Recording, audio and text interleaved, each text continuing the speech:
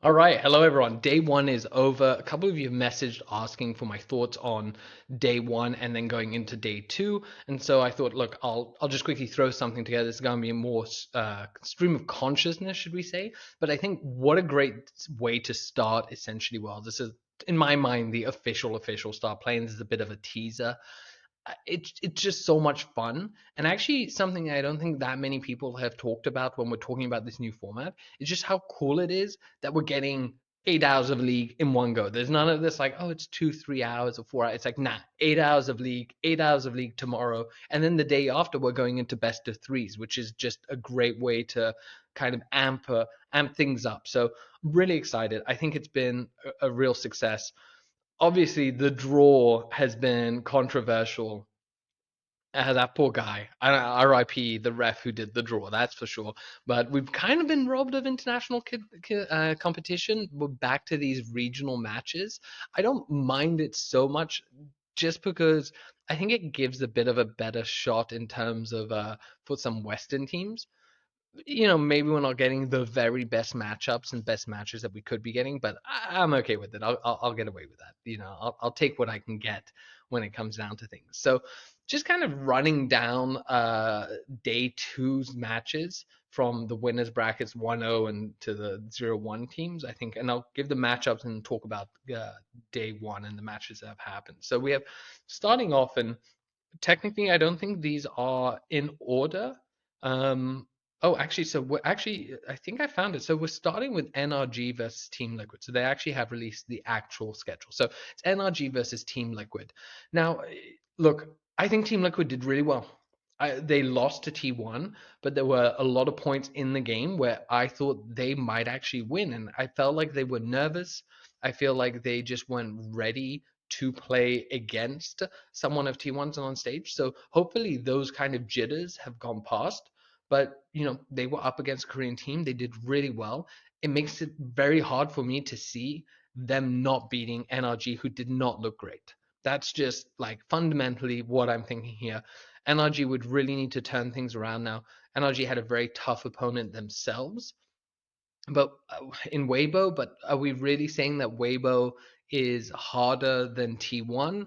I don't really know. I would, at the very least, you can say they're comparatively on the same level because T1 didn't look great. Um, so yeah, and I think Weibo definitely made a lot of mistakes. Like that, it's coin flip. You see the Shy, you see Tarzan, they're all just diving in and making these crazy plays. So NRG definitely, if they were a better team, I think had opportunities to take control. They didn't. So I'm giving this a TL. It's a pretty, straight up there. Cloud9 draws LNG. Not the easiest matchup. I was really impressed by Cloud9 also. I got to say, I predicted them to win. I actually, FYI, got every match right on day one. I didn't parlay it, which I'm pretty annoyed about, but I nailed it. Cloud9 looked great. Mad Lions looked lifeless. They really seem to have cleaned up and tightened up a lot of their gameplay. It's going to be tough to beat LNG, who I have as kind of like the LPL dark horse team. It might happen. Depends really on the draft. We can see the meta that's starting to develop a little bit. We see a lot of LCK teams banning Kalista. We've seen Renata pop up a little bit, which has been really interesting. Obviously, Ornn's coming back and stuff like that. So it's been an interesting development of, I think, the meta that we're going to see start and then evolve over the time period. KT brings out the Zac, which was pretty interesting. So look, maybe I'm more bullish on Cloud9 now than I was previously, but it's still NRG, so it's going to be a pretty tough opponent. Next up, we have Mad Lions versus BDS. Now, I'm actually just running through this according to the schedule that's up on LOL Esports, so it's not upper bracket, lower bracket, because obviously I've gone lower bracket, upper bracket, now back down to lower bracket. Mad Lions BDS. This is my first upset of the day. I think BDS is going to beat Mad Lions. Mad Lions just did not look coordinated. They did not look great against Cloud9. I was pretty disappointed in their performance, even though I said Cloud9 would win. And on the other side, BDS had a real tough opponent in JDG, and I felt like they brought the fight there, especially Adam. A bit of troll, his champ selection, like the gods are great. I sometimes wish he had a bit more traditional pull because you can see the limitations in that match, but they definitely took the fight to them, and they did a really good job of like, representing the BDS style in themselves. So whilst they got beaten by JDG, I felt like they looked better in that loss than Mad Lions did against Cloud9, who is a significantly weaker opponent than JDG. So I think that's a big upset there is Team BDS there, and from what I've seen of the odds, they're great. Next match is Fnatic Gam. Gam looked terrible. Gam just looked like completely outclassed. I don't hold it against them, but I think they're definitely the weakest team in Swiss stage. And they're going up against Fnatic. Now, Fnatic is tricky. They had a great draft. I actually think they had a better draft than LNG. And had the dive up top not gone the way it did, which by the way, that's on Razork. He really should have just flashed. Sure, they made a little mistake, but just flash, get the kill, and then you can turn around it on the jungler. Instead, you gifted over 2 kills. And everyone knows Renekton going from behind, terrible. So that was a real shame. If that didn't happen, I'm not saying they were going to win, but they were doing pretty well. I gotta say, Oscar Ridden looked pretty good. And Noah didn't look bad, but it's hard now to read into it after the game starts to go that way.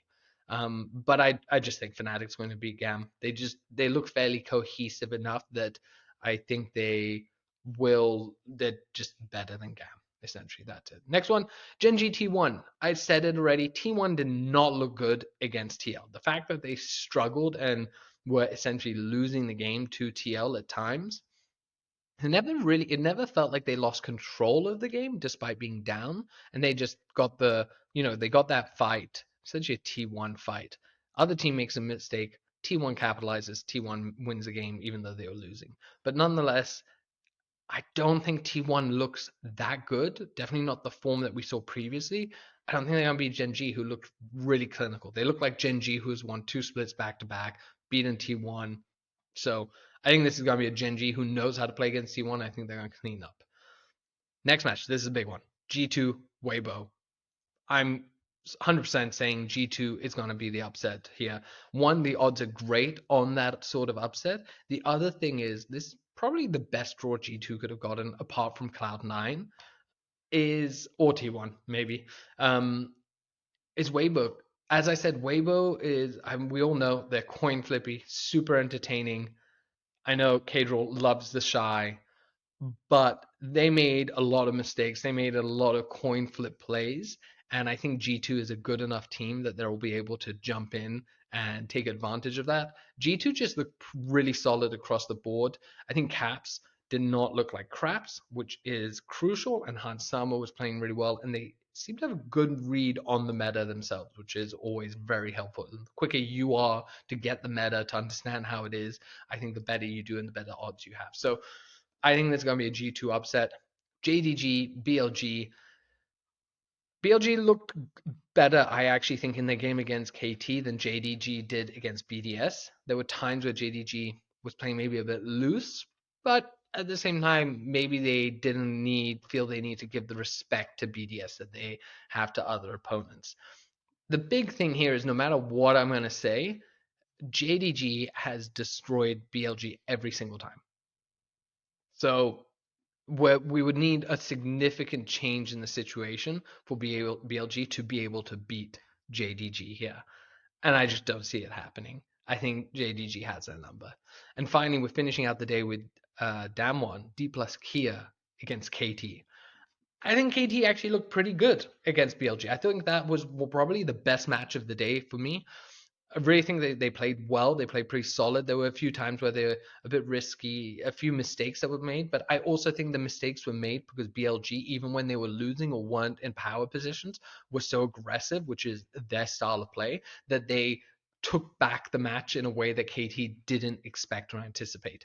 I don't think Damwon's going to do that. So my opinion, KT is just the better team. And as I've also said prior in my previous episodes, which you can still check out, which are the team rankings, I actually think KT is the dark horse for the LCK, just like LNG is for the LPL. And the reason is I understand they lost to T1, and I think that really tarnished their split. But had they beaten T1, I think people would be a lot more hype on KT. So I think they're kind of being overlooked a little bit at the moment. Anyway, that's the thoughts on day one, day two. Hope you guys have enjoyed it. We'll do another episode talking about the best of threes that we're getting after that, which should be really exciting. Thanks. Thank you so much for all the support. If you'd like to join our Discord, there's a link just down below. And please let us know your comments. I've really enjoyed hearing your thoughts, agreements, and disagreements. Thanks, everyone. Bye.